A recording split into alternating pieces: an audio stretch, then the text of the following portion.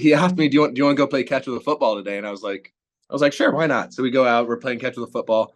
And I don't even really realize until he's starting running some routes out in like left center on the scoreboard, they made it say, "Welcome back, Kevin Plawecki, like Cleveland misses you." This is unbelievable.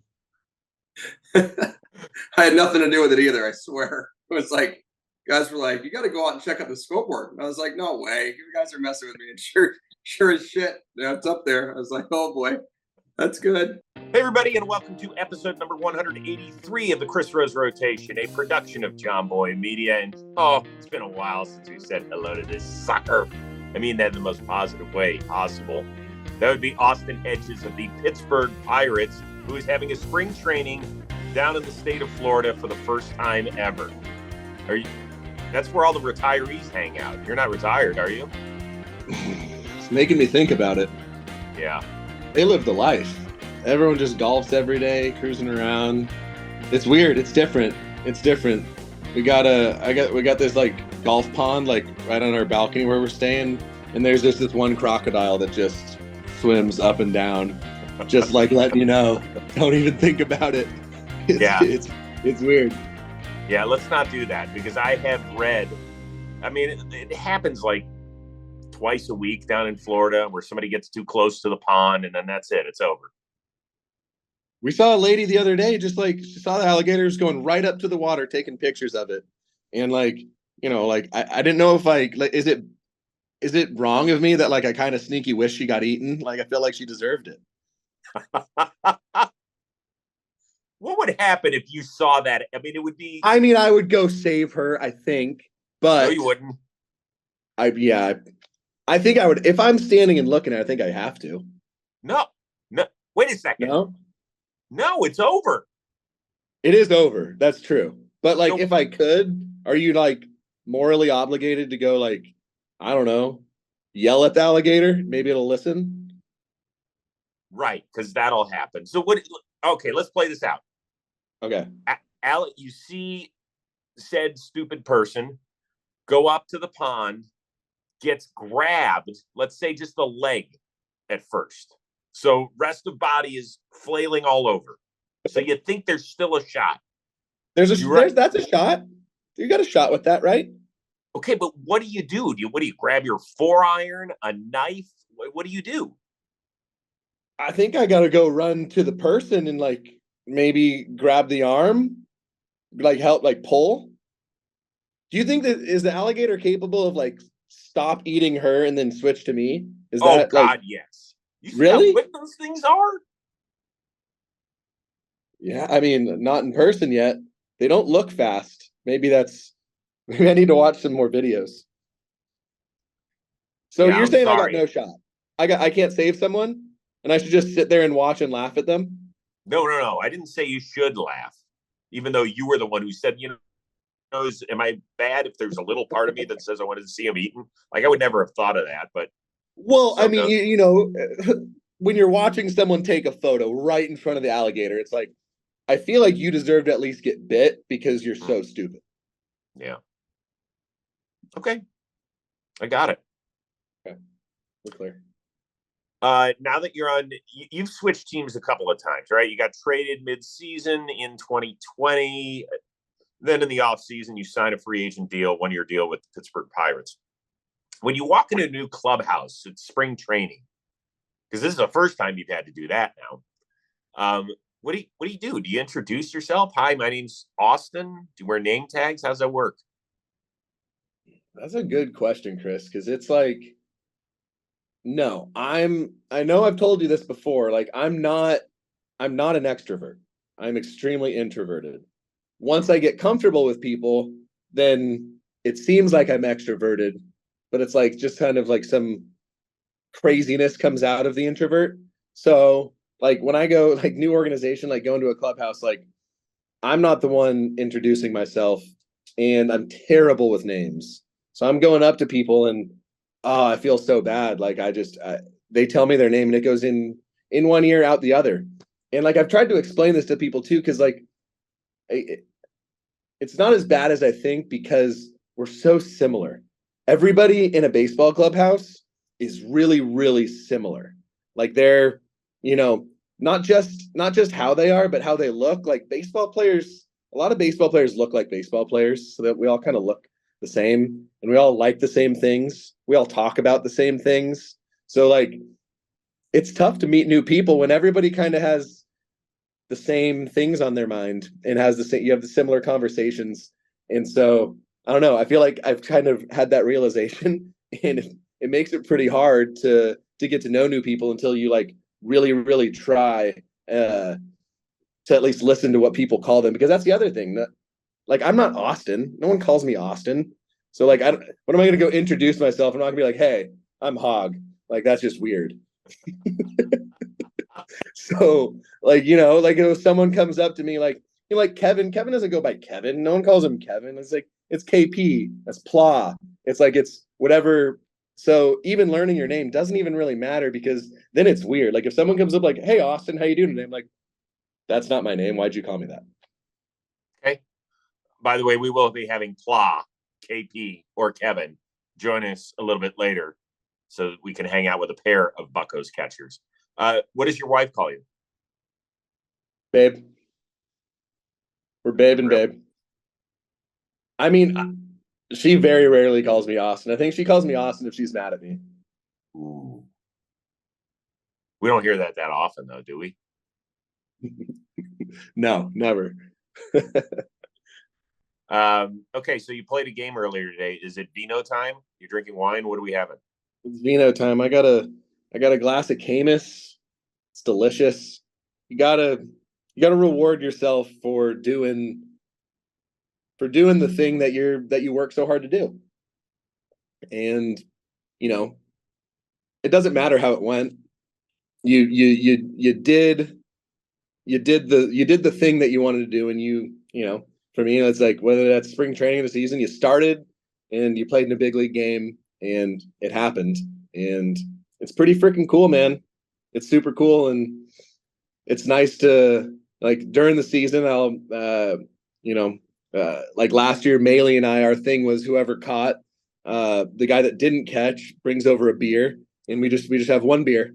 My days of getting super drunk after all the games are long gone, but a nice cold beer is like, there's nothing like it to reward yourself after a hard fought game, no matter how it went. Sounds lovely. It really does. It is. It is. Oh, and have you found your place in Pittsburgh yet? Yeah, we found it. It was hard to get. No one wanted our dogs. Aww. We had apartments that were allowing it, but the stupid HOA was, how about this? We were about to get a place, and the owner of the apartment was all cool. We had to get like certifications for our dogs or whatever, which are kind of all bullshit, right? But and we did that, and then the HOA hired a lawyer to investigate the legality of our service animal dogs. And so we're like, well, all right, fine, we're out. Don't even bother. But I was like, man, that was serious.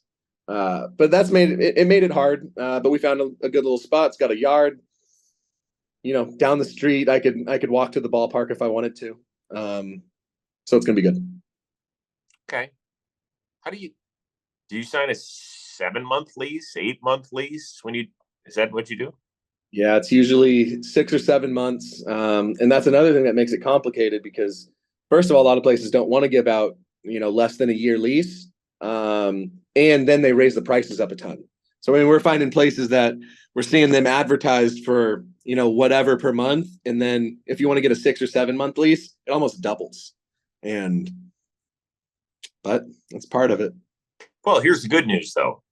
So the last 3 years you've played in Cleveland and Pittsburgh. It ain't exactly LA and New York, brother, as far as prices. That's true. I played in San Diego for a while too, though. Yeah, but you got a place down there. That was that was the main reason, really, we bought a place there originally. Was like, I can't just be throwing rent money away. We get none of it back for forever. Right. But it is nice, Pittsburgh and Cleveland are both considerably more affordable than I'm sure other cities. Okay. All right. So new city, new town, new restaurants. I actually this is hard for somebody from Cleveland to admit, but I actually dig Pittsburgh.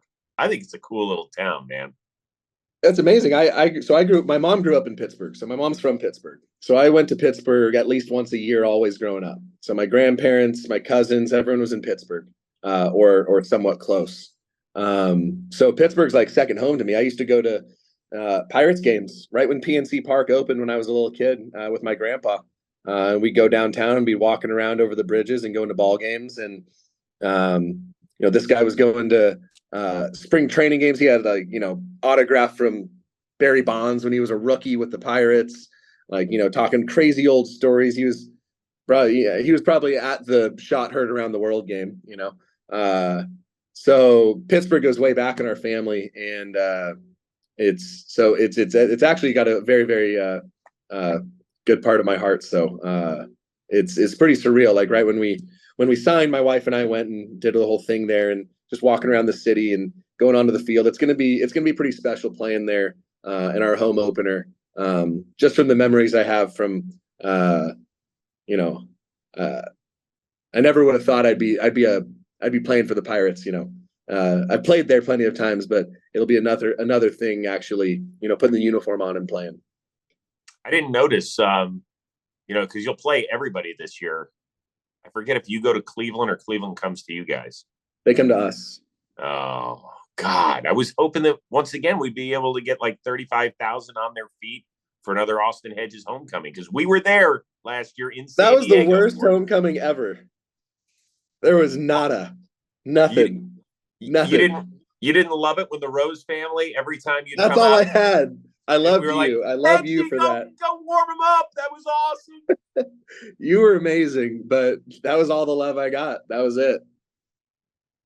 Well, we'll have to wait. Unless you go back to Cleveland, after signing a 1-year deal with Pittsburgh. Who knows? I mean, there's a lot of stars that have ended their careers in places where they were best known. So we can dare to dream. Yes. It wouldn't be the worst thing. Hey, guys, you want a better sex life? Listen, you're not alone. Did you know that 50% of all men experience some sort of symptoms that get in the way of them enjoying their sex life to their maximum potential? But Roman is here to help. Roman is the digital health clinic for men, offering genuine medication that helps achieve and maintain a strong erection. Roman offers discreet wipes that help you last not 1, not 2, not 3, but 4 times longer in bed. Sign me up. In men with low testosterone, getting testosterone levels back to normal can help increase your libido. That is big time. And at Roman, here's the cool thing. There's no waiting rooms. There's no hassle. There's no embarrassment. You're not sitting in a room and somebody walks out and says, Mr. Rose, time to check in with the doctor. That does not happen. We take care of it digitally. If medication or testing is needed, Roman will send it directly right to your door. Everything arrives in a special, discreet package, free with 2-day shipping. To learn more about how you can achieve your personal sexual health goals, I want you to do this. Go to ro.co/JohnBoy to get 20% off your entire first order. I'm going to repeat that. ro.co/JohnBoy. 20% off. Believe me, you will be feeling great, and so will that someone special. Did you do anything fun before spring training started? Some guys like to, get away, take one last trip before, you bear down for the next 9 months. Yeah, we, my wife and I went to Costa Rica. We fell in love with Costa Rica a couple off seasons ago, and the whole Pura Vida vibe, lifestyle is just right up our alley. It's beautiful. The food's great. The people are incredibly nice. So we went there, and we went to this kind of like a wellness retreat, to kind of like a last little rewind. There was like crystals and meditation stuff and river bathing and, all kinds of wild things. It was super cool. But first night we're there, I got pretty sick and ended up getting through. But my wife got super sick to the point where we had to have like doctors in the hotel room. Huh? What happened? She got, I was freaking out because at this point in a random country now, if there's something going on, I don't know what's going to happen. So she's in incredible pain. She has this she must have had what we realize now is some type of food poisoning. It had to be some type of food poisoning, but it was like this burning food poisoning because I had experienced it, and then somehow hers just wouldn't go away.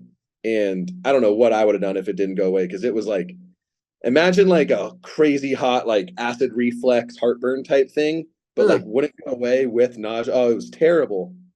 And I'm freaking out because I'm like, the doctor's saying, hey, we want to take her to the hospital and get checked because, maybe she needs surgery. And I'm going, like, even if she does need surgery, like, what do I let my wife go under the knife in this random Costa Rican hospital? Is this the right thing to do? Like, obviously, like, I want to do the right thing here, and I want my wife to be healthy and safe. But is this the safe thing? So I'm freaking out. I'm like, because they're like, hey, well, we'll take her to the hospital just to check. I'm like, I don't even know if I care about the check, because if you check her and it's bad, I might be like, you got to fly me to LA as fast as you can. So luckily, she was able to feel good enough where, then how about this? I didn't think this one through. Also didn't think we would have this problem, but the hotel was 3.5 hours away from the airport through the mountains, and we had a 9 a.m. flight.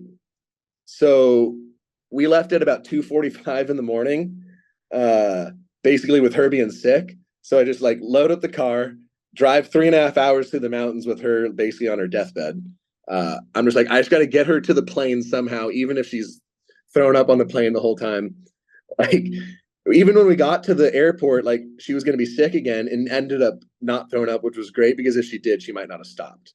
And we ended up getting home, and basically once we got home, and she could just like chill, I guess, like, it kind of went away. But it was about like a little over 48 hours of like fully freaking out.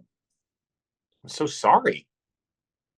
Oh yeah, I mean, she's good now. She's right inside, so we don't have to. She's a trooper, man. She is a trooper. She survived in a international country that we had no idea was going to happen. Wow. I don't know what the hell I would have done. Did you bring the dogs to spring training? No, we're having my brother-in-law is going to drive my truck and my dogs across the country from San Diego to Pittsburgh. Oh my God. Yeah, it's putting a lot of trust in him. He's got this. We've mapped it all out. It's 3 12-hour trips. And, we'll see how it goes. The dogs don't do super well. That was one of the reasons we didn't have him out. We didn't have him out in Cleveland last year. They don't do very well with the travel thing. But when you want to ship your dogs across country, basically the service is, this guy will, like, say it's 36 hours. This guy's basically doing the trip in 36 hours, taking like a couple 30-minute naps. So the dogs are with a stranger in a car, like, not really stopping. And they were like, when they'd get out and they were done, like, they'd be just like throwing up for weeks, just not okay. And so we didn't want to do it last year, but then I realized, I was like, no, they have to be out there. Like, I need them for mental and emotional support throughout the year. So I'm hoping that with my brother-in-law, who they know well, in my truck, it'll make it all comfortable, and doing it in like day increments. I'm hoping it all works out, but it's a big trip. So out of curiosity, I don't need to get, maybe you could just say, hey, Rose, get out of here. That's none of your business. Do you have to pay your brother-in-law to do that? 100%. That's fair. I can't just ask him to, hey man, drop your life. I need you to do these 3 trips with these dogs. And like, I need you to do it well because I care about my dogs. But yeah, I mean, we were going to pay, I told him I'll pay you whatever I was going to pay the person to ship him out anyways. And he's driving my truck, which I would have had to ship out anyway. So it's actually, it's saving me money by even paying him. So it's win-win-win. Tough to do win-win-wins. Those are hard. You don't come across those too often. You know what's amazing? I'm trying to add up all the stuff that you have to spend on, right? Like, you got to get an apartment, an extra apartment, right? It's not where you live during the season. You're still paying your mortgage on your house back in Southern California. Then you got to pay to, and I don't want people to see this the wrong way. He's like, Rose, you're talking to a guy who's made millions. Yes, he has. He's done very well, making money as a major leaguer. But there's a lot of like additional expenses here I don't normally think about, huh? There are, and there's still expenses that you don't necessarily want to have to deal with, or that I didn't have to deal with for the majority of my career. I never had to ship my car anywhere. I'd drive to Arizona, drive back to San Diego, live in my own house, play in my own hometown with my dogs living in their hometown. And then the baseball world was like, no, this is too easy. This is too comfortable. Life doesn't work this way, Austin. Here's Cleveland. Go have fun. And what a beautiful thing it ended up being. But those are additional challenges. And well, also, at least in Cleveland, I didn't have to do the Florida's just different, right? So at least in Arizona, I would drive my truck to Arizona with all my stuff that I would need for the year. And then from the team facility, it's really easy to ship your car out with the rest of the team cars. But Florida, I would have had to ship my car to Florida to then ship it to Pittsburgh, and not having all of that stuff. So when my wife and I arrived in Florida, it's with a suitcase each, and which my wife did not. Her suitcase was lost on the way to Pittsburgh. Perfect. So that was just of course that would happen. Great. So yeah, I mean, yeah, it's additional, not just the fees and the things that it costs, but it's just more inconveniences, more things that, and they find a way to go wrong. I don't know why. I'm sure other people can relate to that. Just anytime there's an extra thing that needs to happen, like it's not just going to go smoothly. That would make too much sense and life would be too easy, but that's just not the way it goes. So dealing with it. By the way, Florida drivers suck. Florida's just hard to get around in, man. I had no idea that it could be like such an open place, could have so much traffic. And everything's side streets. There's no like freeways, highways. It's just like I'm sitting at lights for forever. Yeah, and taking those. Thank God you're a real veteran. I mean, we'll have KP coming up on the show, but you don't want to make those trips to all those places. You don't want to drive to Fort Myers and stuff. No, luckily, I am at the point in my career where I can make have somewhat of a say in my schedule. So, good thing, bad thing, good thing. I usually don't have to travel to the places I don't want to travel, but I've got a lot of pitchers that I have not caught and I need to learn really well. And if they're making that trip, I got to make that trip. So, I've traveled a couple times, and it's cool. It's a new experience. I'm getting to learn the Grapefruit League, which I had no idea anything about it. So if anything, it's more to see in this game that I haven't seen, which I thought I had seen most of it. But Florida spring training is another animal that I had no idea in now 12 spring trainings. No, there isn't. You can't polish a turd like that. I'm sorry, bro. You're trying. It's not that. It is hot. Arizona, like you think Arizona, Florida, right? Both hot. You do not sweat in Arizona like you do here. At least me. Maybe that's just me, but no, it's not just you. It's gross down there. It's too hard. I'm not trying to like bash on the state of Florida, but if you've spent spring training either driving across the state of Florida or going, you could hit 10 different parks within an hour out in Arizona. Sorry. That's just the way it is, dude. It is. It is. So you've joined yet another very young team, although there have been a nice sprinkling of veterans, a couple of catchers, Rich Hill, Carlos Santana. They brought Kutch back for one more tip of the cap and maybe 20 more homers or what have you. But there are some very young players on this team, and one of them is fascinating, Oneil Cruz, because we've just never seen a 6'8" shortstop that can, hit the ball with 120 exit velocity and runs the way that he does and throws the way that he does and all that sort of stuff. Have you gotten caught staring a little bit at him and his abilities? Everything he does is more impressive than you would even think. It's a lot of guys that are like his size, like, they can kind of have that, like, almost like a baby giraffe, like kind of awkwardness to them. He's so smooth. Like he's so under control. He has so much control of his body that is so much bigger. Like It's like 6'8" in baseball is like 7'6" in basketball. It's so stupidly big. It's unbelievable.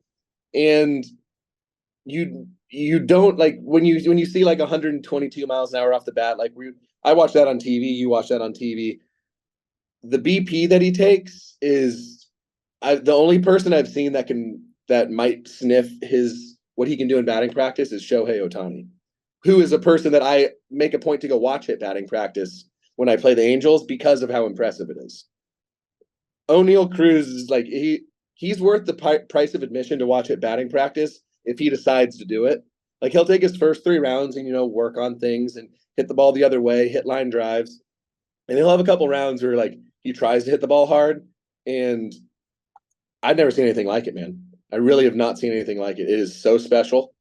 I mean, and he's fast. I don't know if you knew this. He was the number 1 sprint speed in baseball too last year. Mm-hmm. Mm-hmm. It's and I think what he did last year was just kind of now people are aware of who he is, and I don't think anybody knows what he's actually capable of. And man, I'm excited that I get front row seats every game to watch him do what he's going to do. So he's saying you won't pinch run for him this year? That'd be the one thing I think I could probably do. Efficiency. I'm an efficient base runner for my speed. I had a 100% stolen base success rate last year. 100%. That's excellent. I mean, I don't think you can do much better. You can't. First baseman wasn't holding me on. It was extremely disrespectful, but I was safe. That away. Nice work. Hey, how'd you do in the playoffs of your fantasy league? We got killed by Kyler Murray. Kyler Murray getting hurt we were riding him out. We didn't have a good enough replacement. Actually, the funny thing about it was we were playing Napoli. In Napoli, we had used all of our fab, and Nap went out and got like all 6 quarterbacks that were streamers for the week. And we started who did we start? We started Matt Ryan in the playoffs. That was who we had to start. Oh man, it killed us. And we barely lost by a couple points. It was frustrating. We had the team, we were good. It was a bad fantasy year for me. But I'm already on my research. It's cool. One of my teammates is Kanan Smith and Jigba. His brother, Jackson Smith and Jigba. It was so funny. Right before this might be a controversial trade. I don't know. I haven't gotten necessarily the best feedback from it. In my friend's local dynasty league, I traded Jalen Waddle straight up for the rookie 103 draft pick, which was promised to me by the guy who has the first 2 picks, that I get Jackson Smith and Jigba. I am hard in on this guy. And I've been talking to his brother, talking to him about his combine tape, and I'm all about him. He's about to be a superstar. Okay. So I just came from the combine up here to do my stuff with John Boy. And now listen, there's no defensive players. It's against air. He didn't run the 40 because he's coming off that hamstring, but he looked very good. He was one of the receivers that really impressed people with his smooth route running and all that stuff. But how the heck will you? I mean, we don't even know what I have reasons. Team he's going to be. Go ahead. I have reasons. Yeah, we don't even know what. Well, yeah, but I know when he goes to a place, he's not going to be stuck behind Tyreek Hill. And his quarterback may or may not have noodles for brains now. You don't know. Oh, my God. What's the matter with you? I've had all the concussions. That's what happens. Things you don't know. You don't know what the injuries are like. Have you had noodles for brains? Oh, yeah. That's what happens. That's what happens when you get concussed. Your brain becomes noodles. You're just like in a fog. I remember I remember you got one bad. Yeah, you got hit by a pitch in the head a couple years ago, right? Yeah, when you were in Cleveland. Yeah, and I get foul tips to the head almost every game. They're crazy. I don't like that. So I don't know. That thing scared me, and being behind Tyreek scared me, and I think Garrett Wilson and Chris Olave are absolute superstar freaks, and Jackson was better than them, both of them, as a sophomore. Let's not go nuts now. He had an amazing Rose Bowl game against Utah. Check the numbers. No, don't even count the Rose Bowl. Check the numbers. Way better numbers, more catches, more yards. He was the dude. And those guys are like dudes, right? Yeah, they're They're great. real. They're both great. You're right about that. And by the way, if you really want to impress me, go trade for 2 years from now when Marvin Harrison Jr. is available. That's everybody's already on that. Everyone's trying to get the 2024 101. That's the most guaranteed. I'll sell my whole team for him. Well, what I just want all the Ohio State receivers. Yeah, That's they're good. All the They're Ohio good. State receivers is who I want. And don't get me wrong, Jalen Waddle is incredible, but I think his ceiling is only so high with Tyreek ahead of him. Today's episode of the Rose Rotation presented to you by our good friends over at Shady Rays. Take on the sun with gear that is built to last.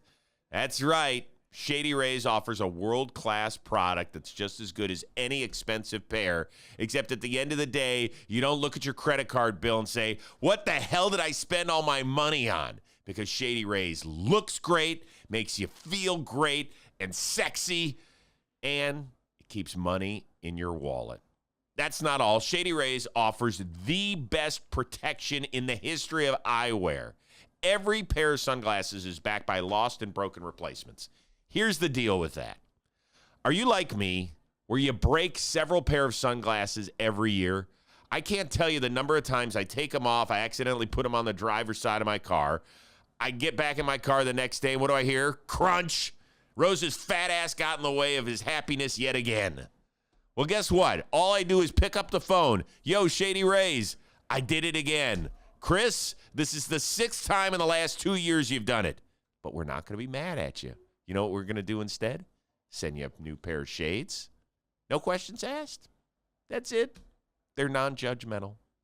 So go to shadyrays.com right now. Use the code word ROSE for 50% off 2+ pair of polarized sunglasses. That is 50% off 2+ pair of polarized sunglasses. Plus, you get the lost and broken replacements guaranteed. Go do it today. Shady Rays.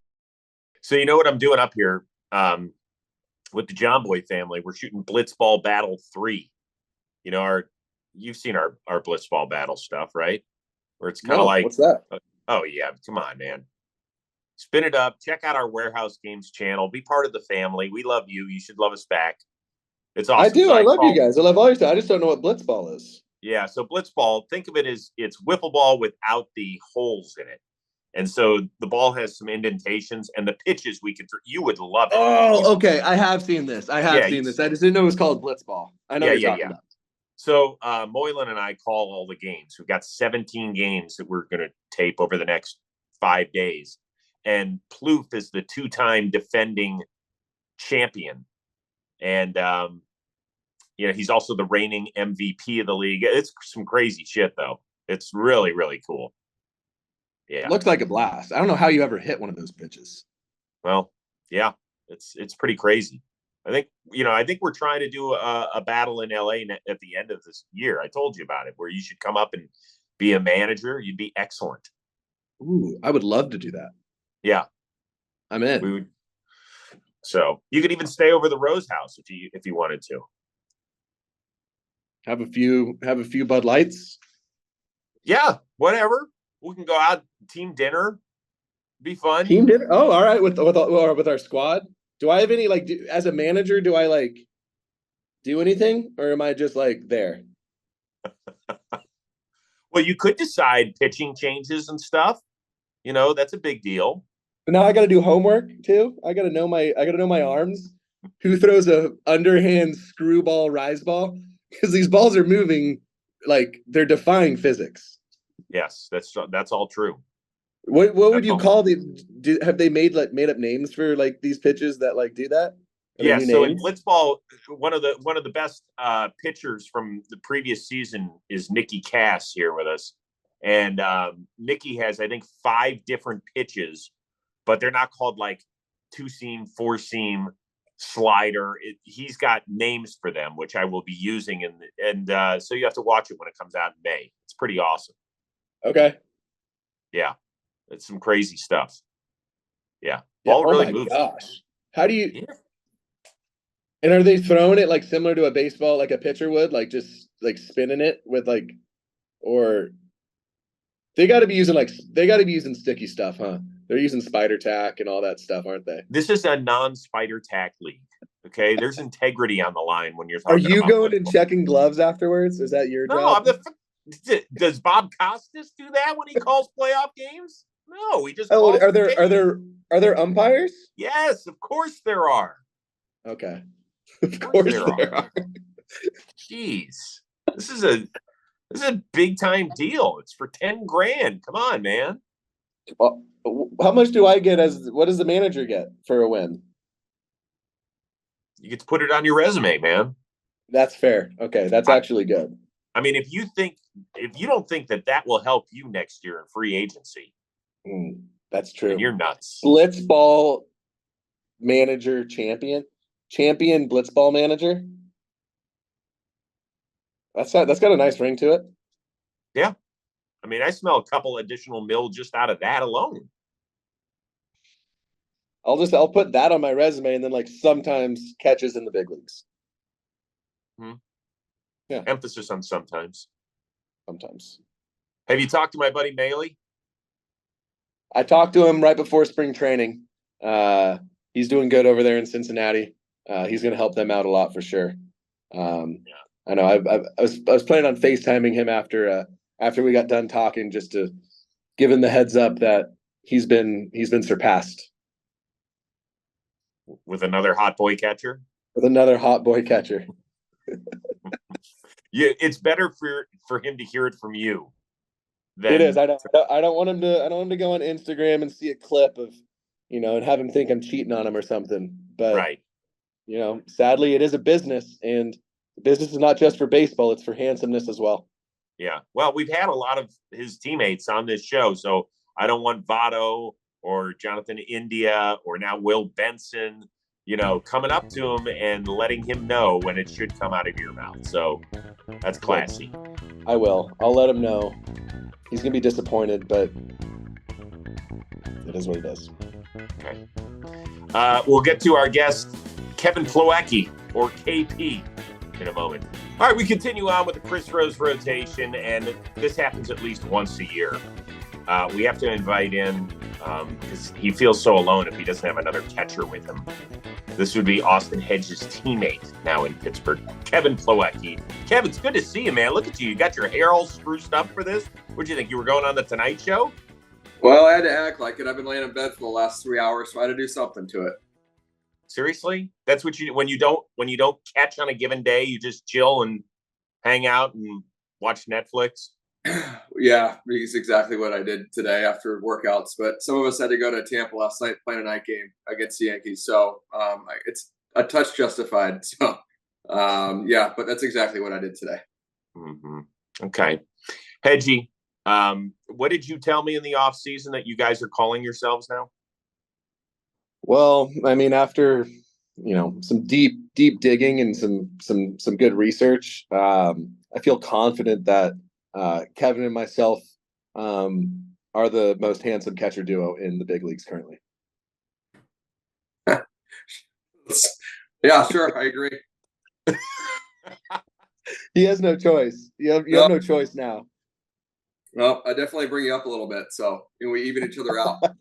Yes. Well, Kevin, I have to let you know, though, last year when we had Luke Maley of the Cleveland Guardians on, they called themselves the best-looking catcher tandem in Major League Baseball. I notice a trend here, though. It seems like one guy always has to be a part of this. Are you noticing this? Yeah, wherever Hedgey is at, I guess, is the best-looking duo. Oh, my goodness. Really? But I'm happy to be a part of it. Here we are. Dude, what's Luke going to say about this? Luke's going to be I've already explained it to him, and I think he's understanding. He knew I was carrying the squad last year. And, you know, I was telling him how confident I'm feeling in the hands of now, Kevin will be handling the handsome duties and I'll be back in, you know, whatever that means. But I still think it stands that we're probably the most handsome catcher duo. Okay. Well, congratulations. If there's ever John Boy Media handsome catching duo power rankings out, I expect you guys to be at the top of the list. Congratulations. Kevin, you got drafted, I think, a year after Austin did. What do you remember when you guys first met? I don't know if we ever really formally met. Just playing a lot against each other in the minor leagues, right, Austin? I have to just say, like, just a lot of the interaction kind of through the minor league. You know, and I guess formally met. I don't really know if there was like an actual like meeting point where I officially met Austin, but I feel like we already knew each other really quite well going into this year, just given the history of playing against each other and then knowing the same group in Cleveland that he knows, from last year. So, it's kind of goes back a while, but there wasn't a formal introduction, I guess you could say. Yeah, Chris, the kind of formal introduction happened last year where I was getting a little bit jealous. There was Kevin playing in Cleveland before me. He set, he had quite the reputation, and almost not a day would go by where someone would bring up how well Kevin did this or Kevin did that. And I was getting pretty jealous, and, it was starting to piss me off a little bit. And so one day we're playing the Red Sox last year, and the Red Sox came into town, and our strength coach who was kind of in on this joke, he asked me, do you want to go play catch with a football today? And I was like, sure, why not? So we go out, we're playing catch with a football. And I don't even really realize until he's starting running some routes out in like left center on the scoreboard, they made it say, "Welcome back, Kevin Plawecki, like Cleveland misses you." This is unbelievable. I had nothing to do with it either, I swear. It was like, guys were like, "You got to go out and check out the scoreboard." And I was like, "No way, you guys are messing with me." And sure as shit, it's up there. I was like, "Oh boy, that's good." It was beautiful. Please tell me you got a photo of that, Kev. I've got a photo of standing in front of it. I do. Excellent. Are you okay, Hedgey? Because I'm sure that'll hurt. I am. The funniest part actually was, so this kind of got the wheels turning. Then we go to Boston later that year. I happened to hit one of my 7 decent swings of the season last year. I go deep over the green monster. I'm thrilled, right? I happen to go watch. No, I don't even get to watch it because I'm pretty sure Kevin has already sent this video to Bieber and saying, "You'll never believe what happens." Our home announcer, as I hit this ball, says, "And Kevin Plawecki with a deep drive to left." Austin Hedges. Like this, I can't get away. And so the next day, our on-field guy, Andre Knott, pulled me into the dugout to like do this fake interview. Like he's like, "Hey man, I really want to do this interview and talk hitting with you." And I'm like, "Wow, this is great. I hit a homer. Like someone wants to talk hitting with me. This is super cool." He's in there. He's just fucking with me. He's just trying to get a reaction to talk about what the announcer had said on my home run call. And that's basically what happened. Oh my God. Did you, Plawecki, did you have any idea you cast such a large shadow? Not at all, but I obviously was made aware of it by Shane and with Austin. And then when I was catching that night in Fenway, and I went back and watched the homer, and I heard like I was in the tubs or something. I always like going back and watching where the location of the pitch was, yada yada. And I heard him say my name instead of Hedges, and I was like, "You can't make this one up." So he immediately sent it to Shane and was like, "You got to check out the call on Hedges homer tonight." And then the rest is kind of history from there. But nothing intentional. It's just kind of funny how it's all worked out. And then Shane the other day texted us too. I guess Hedges a big service time guy, and so everything goes off service time, and I've got 6 years, 167 days, and he's got 6 years, 166 days. So I got to buy 1 day. So we just keep trading blows. But I happen to always, at this point, go up on on the winning end, but I'm sure, Hedgey will find a way to get me back at some point this year. But it's just been funny kind of how it's all worked out over the years. Oh, I'm I love that. I'm scheming. Yeah, I'm like 0-3 against him right now on all these things that are happening. The service time one was a big deal because I took a lot of pride in that last year with so many rookies in Cleveland. And of course, once Shane found that, of course, it was one day. It was one day, and that's all that matters. It's all that matters. So, yeah. Well, there's at least one guy on your team who you're not going to beat in service time anytime soon, and that is Rich Hill. Okay. When he is out there grunting and doing what he does every time during spring training, are you like, oh my God, is this old man going to fall over and collapse on the mound? Hedgey. I mean, it's beautiful. I mean, getting to play against him for years when I was in San Diego was awesome to compete against, but playing with him so far this spring training has just been a treat, and the intensity and the wisdom that he brings is second to none. And I know Kevin's caught him a lot and has, plenty of his own stories too. And it's I know we're both thrilled to have him. What do you got, Kev? Yeah, I mean, it's it's all authentic. It's not like it's a joke. People, it's not an act. When he's on the mound, I don't want to say he blocks out, but he's so locked in and so in tune with the game that I don't think he realizes half the stuff that he's even really like yelling or doing. He's just such a competitor. And that's what you want, out of anybody. People just express it differently. And Rich has been doing it now for 19 years or whatever. And it's just a testament to the work that he's put in. But no, I mean, it's all authentic from him. It's not a show. I think that's what people kind of misconstrue. They think it's funny. He's not doing it for a laugh. He's literally doing it to, try and beat you, which I think is pretty neat. But at the same time, there are definitely moments where if I'm not catching him, just able to sit back and watch the game, you can't help but laugh at certain things that he does unintentionally or intentionally do just because he's Rich.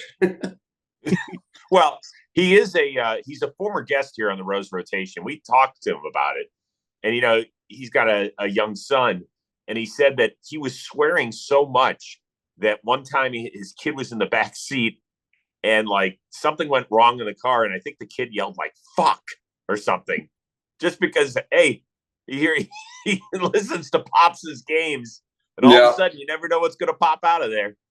Well, Kevin, tell him about the live BP. Yeah, I was going to say that. So his first live when we got down here at Pirate City, I was actually in the box sitting, and Bryce and Caitlin had just got in town. Bryce is his son. And they were sitting. I couldn't really find Bryce because I got to know him a lot last year, and I couldn't figure out where he was sitting. And I eventually found out where he was sitting after Rich, let a change up, I believe, just kind of like sail out of his hand not the right way, and he drops, fuck. And his son, I just yells 98, and I was like, in my head, I thought he was joking around with him, saying that Rich threw 98 miles per hour. And I didn't find out till about a day later that every time Rich swears, it's $1 to Bryce. So every time that Rich, drops an F-bomb or anything like that, Bryce gets to cash in. So that was Rich's 98th cuss word, and he just keeps a tally. And gets, whatever, he's like, I already cashed in $200 from the off season. It's been great. I've got a lot of great, stuff from Dick's for the new baseball season. It's been awesome. When I saw him, I'm like, this is unbelievable. So I thought it was 98 miles per hour, and sure as shit, it's just Rich. That's his 98th cuss word of probably the month. And his son's just calculating it, but it's pretty good. I was thoroughly impressed that he's keeping tally, and I was just happy I was able to be there to hear it firsthand. Austin, you definitely have the balls when you catch Rich at some point this season to keep a tally for his son, like during a game. Please do. Ooh, that's good. That's good. Yeah. I think I need to work out like a deal with him. Or like, I don't know, like 50-50. I'll give him 75-25. I think that'd be a fair deal. Yeah. Let's let the kid have something. He's 11, maybe I should just probably not take anything. Maybe help the kid do something nice for the kid. Yeah, I'll do something nice. You can have the whole $1.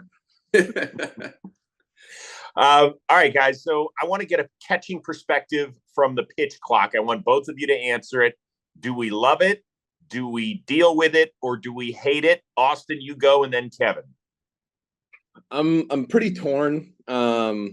It's caused quite the distraction from the game. Like it seems like it's taking precedent over a lot of things that I think matter more. But the pace is going great. I love the pace. That idea in itself is exciting to me, but it is tough. It is tough when count in games can be dictated by a non-competitive thing happening. So I mean that part's frustrating. So I'm torn. But I think like anything in life, not just baseball, like once we do it for long enough, I think we'll just get used to it and it'll just be another thing. But the frustrating thing is while we got to go through those growing pains first. And it just seems like every game there's something that happens that's it's just disruptive towards the competitive environment. And I don't like that, but like I said, I do like the pace. And if they've got a good reason for, that bringing the league more money, then I guess it works. My turn. I fucking hate it. Everything about it. To be completely honest with you. I echo a little bit of the pace. I think the pace is great, fine. But I'm like what Austin said, when you start handing out, free strikes and free balls, and based on a non-result just because of a timer, I just think that it takes away from everything that we've kind of grown up doing, when it's like slow the game down, slow these moments down, and now it's like speed it up, or else you're just gonna lose yourself an at bat, or it could cost the team a game. To me, I feel like you start handing out free 90s and free results based on no action. That to me is just ridiculous. Again, nobody wants to be in a part of a 3.5, 4 hour game. I'm all for that being condensed, but I also think there's got to be a little bit of feel in the situation of, if we raise the timer from 15 to 20, maybe it's a touch better. 15 is a joke how fast it is. I think it's ridiculous. Just even getting signed from the dugout, or as a hitter getting a sign from a third base coach and getting back in within 5 seconds, to me is just, there's no strategy to the game at that point. It's just rapid baseball. So I think you could raise the time to 20, 25 seconds, and I think it would be no issue at all. Personally, that's just me. But yeah, that's just kind of where I stand on it. I've been firm on it since the rules ever came out or were even talked about in the last couple of years. But that's my personal opinion. I know the fans and everything like that, and the general fan want the game to go faster, and that's fine. But they're also not the ones that are having to put food on the table for their families and go out there and compete for a living every night too. And that's totally fine. I understand that you don't want to sit there for 4 hours. We don't want to either, but we also have to focus, and we have a game to win. And arguably every team has a championship they want to win as well. And there's certain moments that you need to slow the game down. And I hope there's able to have some adjustments. I know this is a trial period, maybe not a trial period, I should say, because it could stay, but I'm hoping that as the league kind of sees these games dictated by some of these balls and strikes and outs, I'm hoping there's some changes that are made. I think it is just a matter of adding just a little bit more time to the existing clock, and I think it will help a lot. So yeah, that's the way I feel just as a viewer. I liked the pace. I felt like it was a little too quick, and I couldn't tell whether that was because I'd never watched a game with a pitch clock, because I just didn't do it in the minors. But yeah, I think I agree with you, Kevin, that I think that there's got to be some sort of sliding scale that we adjust to eventually, because you guys have the unique position of you're trying to not only call a game, but Miguel Rojas told me the other day, he's like, it's changed the way I hit, because I see a clock and I'm trying to figure out when the pitcher's going to go, and I have to be ready in 8 seconds, and he might hold it all the way to 1. Austin, has it screwed with the way that you approach an at bat? Yeah, I mean it's quick. It happens really fast, and one of the hardest things about hitting is the feeling of being rushed. And I feel like that's been one of the challenges so far this spring, is trying not to feel rushed. Even if there wasn't a clock. So yeah, I mean that's the biggest challenge hitting, and then catching too is there's decisions that need to be made that like Kevin was saying, like getting signs for pickoffs to first base and stuff.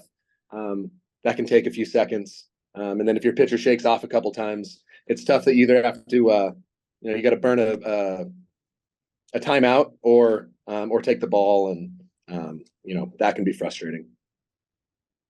Got it. Okay.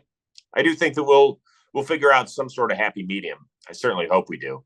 I'm curious if you guys saw that, Scherzer was calling his own pitchcom on his mitt. I think Zach Greinke was doing it recently. Listen, you guys are veteran catchers who primarily have jobs because you guys know how to call a game, right? And you know how to do this whole thing. I'm curious, Kevin, would it be weird if you had a guy Rich Hill's been around since the 40s. Like, does he have pitchcom on his mitt? Does that offend you as a catcher? No, I think that the game's adapting, right? We've seen it adapting from pitchcom to now the pitch clock, and these rules aren't going anywhere. The pitch timer is not going to go away. If anything, like we just said, it's going to hopefully add a touch more time to give us a little bit more breathing room on both sides, offensively and defensively. But at the same time, with that comes, and I don't take offense to a pitcher having the pitchcom on their belt or whatever the case may be. I do think that it's beneficial for the pitcher to not think on the mound, and I don't mean that in a way of they obviously have to think to the at bat, but I also think it's good to.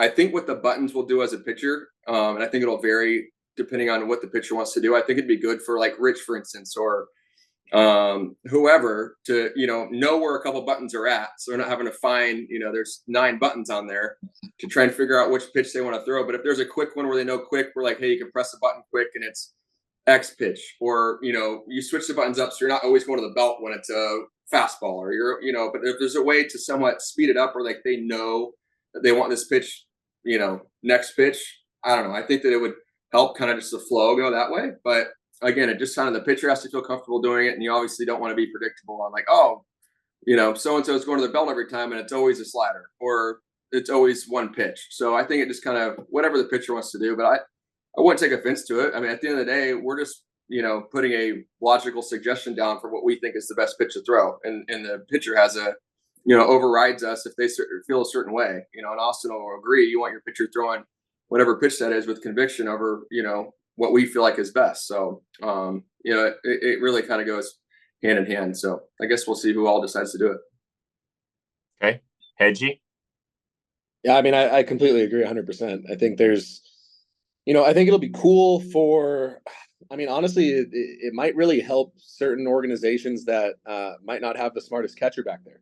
A guy that doesn't necessarily retain information that well with a smart pitcher. Because there's been plenty of situations where I've talked to pitchers who are frustrated with a catcher for this or that reason, and they're frustrated with the game calling. And if you have a guy that can think along with it, for him to be able to call his own game could help an organization, because there might be situations where there are pitchers that might have a better idea of what's going on than the catcher. So that could help. But to Kevin's point, I think one of the things that him and I take a lot of pride in is taking all that information and not so the pitcher doesn't have to. It's already hard enough to execute a pitch. Just say you're a starting pitcher, you got 100 pitches on the day, to try and execute a high rate of pitches while also remembering a detailed game plan, and also not necessarily being able to see what we can see and feel behind the plate. Just because the pitcher threw the ball and they saw foul ball or whatever, to be able to read that swing is a lot more difficult throwing a ball while trying to make a pitch than for us. Right there, when it's right on top of you, can feel certain things, especially with timing. And if there's a trust where the pitcher can puts enough trust into us to be able to see that stuff and also be prepared ahead of time, it just, in my experience, it helps the pitcher so much. They have so much less on their plate, and they just get to go throw the ball and just rely on executing it, and knowing that the guy back there has done his homework and also has my best interest in mind. That's one of the big things. I think as long as, one of the big things with trust with the pitcher is, does this guy actually care about my career? And you can tell, I think in a lot of organizations, what what catchers, the game they're calling is should go hand in hand with the best case scenario for that pitcher in his career. Okay. I dig it. Good stories. You guys have both played for multiple organizations. Nobody on the Pirates staff can count because you haven't caught them yet in a regular season. You each have one game to win with somebody that you have caught in your career. Who are you going with and why? Plawecki, you start, and then Austin, you go. Oh, you have to say something. I think you're legally obligated to. Oh, I love Shane. I love Shane to death, but I gotta go more. I gotta go more recent. But it's hard. DeGrom's gonna kill me. Evaldi. I gotta go with Evaldi only because, and this is my reasoning. I'm going with Evaldi, and I love Jake. I go with Jake as well. It's tough. You said make one choice, okay? And I say this only because the last playoff game, win or go home, was Yankees Red Sox in 21. And it was me and it was Evaldi on the mound. So that relationship is great. And that was the last time I was in a win or go home game. And I say that with no shade to anybody else I've caught. It's no shade. Yeah, I know, but I'll get shit for it later, I'm sure, if anybody else watches it. But just recently, it's just the most recent memory of a win or go home, and one of the biggest games, if not the biggest game I've probably been a part of in my career. And it was Evaldi on the mound, and we were just in sync and in rhythm. And it was one of those games going into it facing a great Yankees team that I felt really confident about, and especially with Nate on the mound. So I got to go with Evaldi. Wow. So I can't believe you. I mean, I knew. I'm like, Jake, Shane. I mean, I feel bad not saying Shane because if I got to pick, I mean, it's probably Biebs. It's probably, if I got one game, it's probably Biebs. If I was gonna say somebody that was not, wouldn't sound typical, I think early in my career, prime Tyson Ross was about as nasty as it got. The pure stuff. Oh my goodness. I mean, he had all the pitches and everyone was nasty. He's 6'8", the tilt on it. It was like, when he was on, for me, he's probably the nastiest pitcher I've ever caught. Like, him in his A game was just special. So I'd love to say him too. But I guess just going through it with Shane last year, watching him kind of like re-evolve his career into, from winning the Cy Young and the Triple Crown to having an injury to, coming back and showing the world how great he was. Then what he did in his couple playoff starts last year was like, there's a reason he is who he is, and not many guys can spin a ball like he can. So, he's pretty special. I like it. Interesting names, guys. Good work. A few more, Kevin. We appreciate you hanging out here today. You too, Austin. You guys are going to be breaking in like 10 new umpires or something. Like Teddy Barrett, who's a former guest here, is gone. I think Greg Gibson, Tom Hallion, all those guys. Hedge, you got one story with me that's any good of those retired guys, good or bad? I mean, Ted Barrett always brings up funny stories just because, he's just a gangster. He's a bad man. I mean, the things that I've heard about him sparring with Tyson, and it was funny, actually. I was talking to him last year, and I think one of the reasons he hung him up was he's had some brain trauma and some head injuries that, you coming from someone who's experienced it, it's not something to mess with. And I was like, I think I had a foul tip, and I was joking with him that, you probably have had to hear a fair share of those too. And he's like, yeah, but like the real ones weren't from baseball. They were from sparring. I'm like, man, I do not blame you, because I just think it's incredible what, to be an umpire for that long and to be that good at that, and then also to be a bad man to go spar with arguably the greatest boxer of all time. I just think that's the coolest thing ever. Yeah, that's good. Kev, you got anything? Who was that? Barrett. Oh, Barrett. Greg Gibson's gone? I think so. I think that's what I read. Thought. Maybe Yeah, I'm wrong. I have a good Greg Gibson story regardless, but we were in, I think it was 15. We were in St. Louis, and it was a day game, heat of summer when it's, I don't even know what the temperature was. It was ridiculously hot.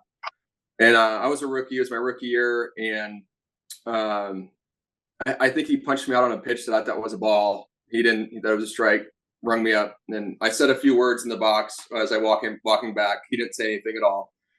I went back out there to catch.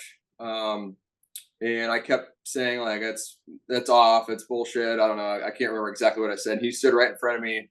He grabbed me by the chest protector and he said, "You say whatever you want in this box. When you come out here to catch, you catch." I was like, okay. All right, Craig. That's me. And sure as shit, that day goes 18 innings. We're back there for 18 innings together in the heat of summer. And by the end of that day, we were freaking best buddies. And so every time he called me ever since, he's like, "KP, what's up, man?" I'm like, "Yeah, what up, Gibby?" Like, we were boys after that. So it was like crazy story. It happened in the second inning probably, and we ended up being back there for 16 more innings together. And I'll never forget it. And that was a kind of a welcome to the big leagues moment for me, as well as a good friendship that started between me and Gibby in a hot summer day in St. Louis. Holy shit. By the way, how the fuck do you catch an 18-inning game? Well, we had burned, I don't know, we burned, I think Wrecker, we burned, I think Johnny Manel was there. We burned everybody. And I was the only last man. I was started the game. We burned other guys in pinch hit situations. And I was just kept in to catch the whole time. So I wore it. I was still young. I was 24. So I could still do that. Yeah, but middle of the summer in St. Louis, an 18-inning game, you must have smelled like fucking horse shit. Yeah, it was a treat. I came in. I think Gary Collins did me a treat and hit on me like a Voss water or something like that. I was like, "Oh, thanks for the Voss, man. That'd be great." Oh my god! For that, you got to do something, Kevin, that Austin has always dreamt of at the major league level because he's got such a sweet arm. You got a chance to pitch, I think, a couple times, right? Out there. 7 2/3 innings, but I'm not keeping track. What did you just say? 7 2/3? Yeah, I'm closing on a complete game. I need to get 9 innings somehow. There it is. Oh my god, 7 2/3. Let's see what we got here. Well, I threw two innings. I threw 2 innings in this game. I threw the 8th as well. Yeah. The next inning, I have 3 homers though. Oh my god. Well, dare to dream. Hedgey, you got to start working with Derek Shelton and just say, "Hey, listen, at some point it's going to happen. Every team has one of those 18-3 games. You got to start planting the seed now." That's it. Absolutely. I've already started. We had a game against the Blue Jays a few days ago, and the sky bridge from Sarasota to Tampa was shut down, and there was like 5 of us in the clubhouse. Game starting in like an hour and a half. I mean, guys showed up like less than an hour before the game, so we were just joking. But I was just reminding him, I was like, "Hey, I've got all the pitches. Okay, I've learned every good pitcher I've ever caught. I've learned their best pitch, so I know their grip. I've worked on it. I've thrown one flat ground to Kevin. I know he knows. I've got it. I can pitch. I can do it." Is it any good, Plawecki? Yeah, it's fine. It's passable. All you got to do is throw strikes and be below the hitting speed. You'll be just fine. I think I would piss people off because like you're really supposed to go in there and just lob it in, and because it's not about you, but I feel like I would make it about me and like try and like be nasty, and people would be really upset, and I'd probably get hurt or something. So I'm gonna have to really suck my pride up. But you know, I've been punched out by position players before, and I just want to have one myself. By the way, if you go out on the mound and don't make it about you, you're never invited back on the show. Yeah. Just saying. I'll be very disappointed. Very disappointed. I wouldn't be true to myself. That's it. That is true. No, don't change your colors now, brother. Kev, I read that there's you started collecting gear and autographs from guys, and one of the first ones you got your rookie year was from your current teammate Andrew McCutchen. I mean, so first of all, what did he sign for you?